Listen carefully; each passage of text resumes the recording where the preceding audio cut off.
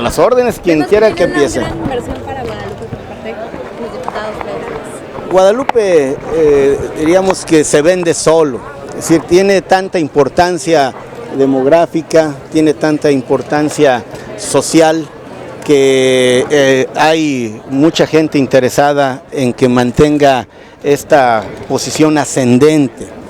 Apoyamos a nuestro presidente municipal por razones no solo de orden partidario, sino por las necesidades que presenta este municipio y por supuesto porque también para nuestro partido no fue sencillo recuperarlo en el tiempo de Rivera Bedoya, con quien por cierto compartí la curul en el 2006, sino los buenos resultados de las representaciones políticas de nuestros compañeros han hecho que este sea un sitio nada sencillo desde el punto de vista político-electoral, pero si se atiende como es obligación legal, pero sobre todo ética, podemos alcanzar buenos resultados.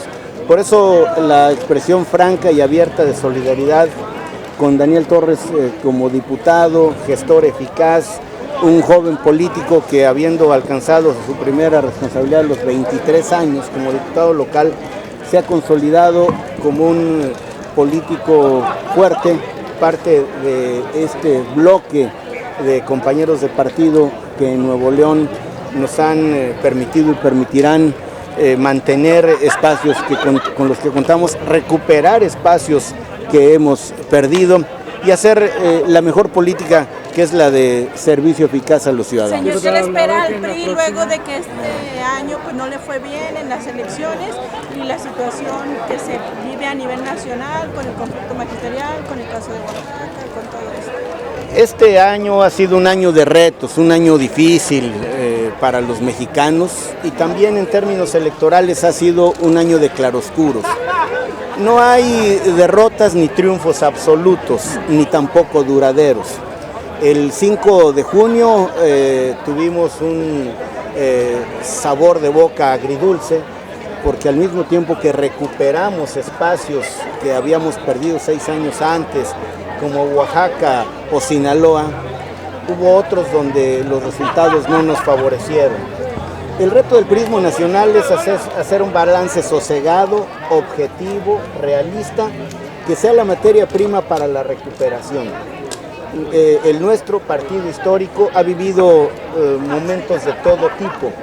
Se sabrá sobreponer a estos resultados y construir opciones de futuro, seguramente en nuestra Asamblea Nacional, que en los próximos meses se habrá de convocar. Asamblea Nacional que se deberá convertir en la plataforma de despegue para hacerle frente a los compromisos electorales de 2007 y prepararnos para el 2018.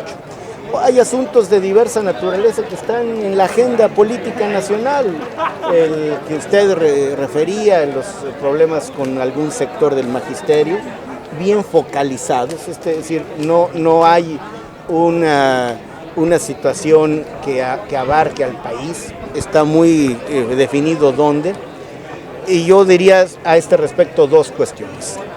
La reforma educativa que construimos entre todos, incluso que en términos legislativos contó con respaldo de la más amplia gama de colores partidarios, la reforma educativa que es buena para los niños y para los jóvenes, que respeta los derechos de los maestros, no es reversible. Los asuntos concretos, las reivindicaciones de otra naturaleza pueden ser objeto de conversación, pero no se puede conversar con quienes ponen la fuerza física o la ilegalidad o el condicionamiento irracional como condición para conversar. El gobierno federal ha abierto diálogos, ha abierto canales de comunicación que mantendrá así, pero la parte sustantiva, nodal de la reforma educativa, la reforma constitucional y las 3 leyes secundarias que emanan de ella son un entramado institucional y jurídico suficientemente sólido que lo que requieren es dejarlos que se desarrollen, no permitir que se frenen. En el centro de la reforma educativa está el futuro de los niños y jóvenes mexicanos. ¿Se vislumbra un fin termina estas marchas pronto? Esto depende, por supuesto, de la voluntad de quienes convocan a las marchas, quienes han tenido oportunidades para conversar en mesas de diálogo, en donde debe imperar, por supuesto, el respeto y la legalidad. Este es un gobierno, el federal, abierto a la conversación, pero conoce muy bien cuáles son los límites del diálogo. En este caso, insisto, no permitiremos, no se debe permitir, no solo como autoridades, sino como mexicanos, el reinado de la anarquía o de la violencia. Y eran grupos que la elección del partido hacia el 2018 en este punto, ¿cómo ve al PRI en el estado de Nuevo León? Sobre todo después de las investigaciones que el gobierno del estado actual ha abierto a algunos miembros del partido. El 2018 está lejos. Cada vez más la vida política nacional vive un dinamismo, una vertiginosidad que no habíamos visto en otros tiempos. De modo que pensar en 2018 es perder la oportunidad de pensar en 2016. Y para quienes tienen aspiraciones todas legítimas, no hay 2018 sin 2017 y sin 2016. Es decir, las posibilidades de tener éxito político electoral en el futuro dependen del presente. Ahora bien, viví de cerca el fenómeno electoral en 2015 en el estado de Nuevo León. Pasados los meses siguen emergiendo como parte del diagnóstico razones de los resultados. Tenemos que aprender de ellas. En este estado que había conocido la alternancia, debemos primero que nada construir en el priismo un clima de unidad. Unidad que no unanimidad. Es decir, la gente, los priistas, los líderes, los que han ocupado u ocupan cargos públicos, no pueden por decreto estar en un clima de unidad. Hay que construirla. Y esto parte del diálogo, del respeto por el otro, de la inclusión de los grupos políticos, porque siendo el PRI de todos, estrictamente no es de nadie, pensando en una persona con nombre y apellido. ¿Y cómo ve la agenda que ha abierto el Estado en ese sentido de las investigaciones contra el sexenio pasado? Las investigaciones son normales en cualquier Estado de Derecho. Lo que el PRI con lo que el PRI no comulga es con las consignas, con las persecuciones, con hacer de esto o construir casos de manera oficiosa. Es decir, no se puede, diríamos que de manera sumaria, condenar a nadie. Quienes hemos estado en el servicio público tenemos el debido apercibimiento de estar sometidos a la ley y la advertencia de que si alguien no se ajusta a la ley tendrá consecuencias. Por eso el PRI no pide impunidad. Es decir, si alguien la ha hecho, quien sea, ese alguien la debe pagar. Pero no puede, insisto, no se pueden cerrar casos con una especie de tramitación solo mediática.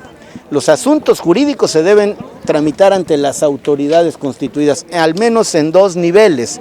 Primero ante la autoridad administrativa, que son las Contralorías, el Ministerio Público, y segundo, eventualmente ante las autoridades judiciales.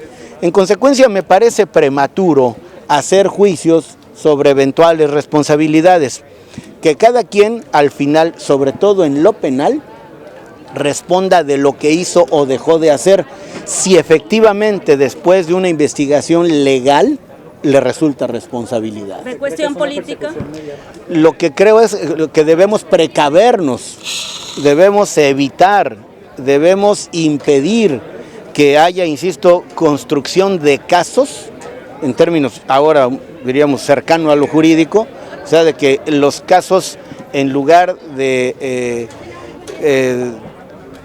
desahogarse, investigarse ante autoridades competentes, promuevan una especie de juicio sumario en donde de un solo golpe los involucrados parecen responsables. no adelantemos vísperas, dejemos que la última palabra la tengan las autoridades judiciales. Las inhabilitaciones, señor, que dieron 10 Las inhabilitaciones son medidas, diríamos, de primera intención. No quiero referirme a ninguna en lo particular, aunque conozco los casos. Yo creo que cada quien hará frente por sus propios medios, con sus elementos, con sus documentos, con sus argumentos. Por ahora, yo mismo expreso mi solidaridad y mi respaldo a compañeras, compañeros que estén en esas condiciones.